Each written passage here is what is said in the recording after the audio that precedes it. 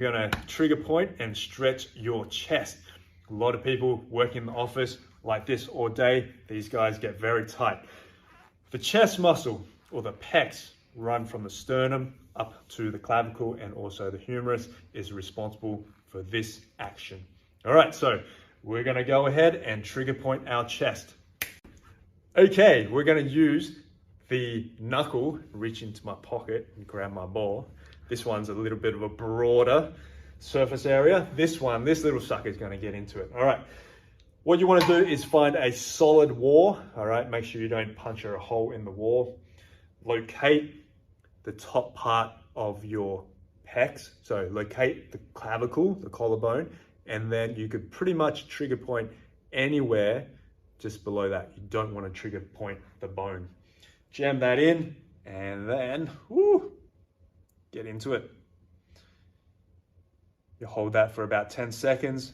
You could also pin that and then start doing this motion here. If that's too aggressive, use the ball. Exactly the same thing. Hold that in place. Avoid the collarbone, and you can start moving up, which would move the ball down. Now, for all our female friends out there, just watch out. Don't want to start rolling over breast tissue, okay?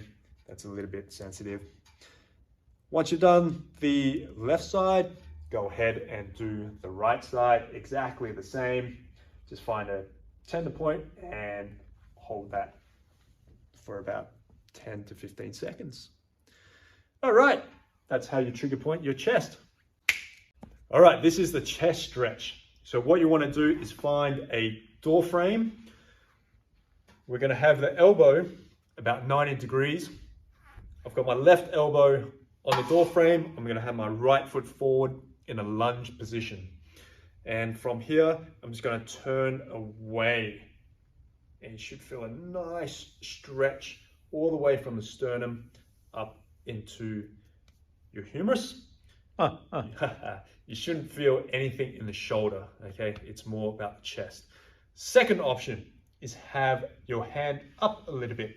So that's going to change the angle. And now, instead of rotating too much, because if you rotate, you'll feel it in the shoulders, drop forward and down. So notice how my right foot is still forward. I'm stretching the left side. If I was to stretch the right side, I'm going to have my left foot forward. So right elbow 90 degrees, first one, left foot forward, and I'm going to rotate in the opposite direction. That's your first option.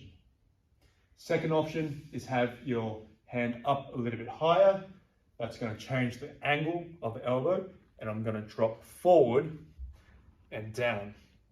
And that's going to stretch a different part of the chest. And that's how you stretch your chest.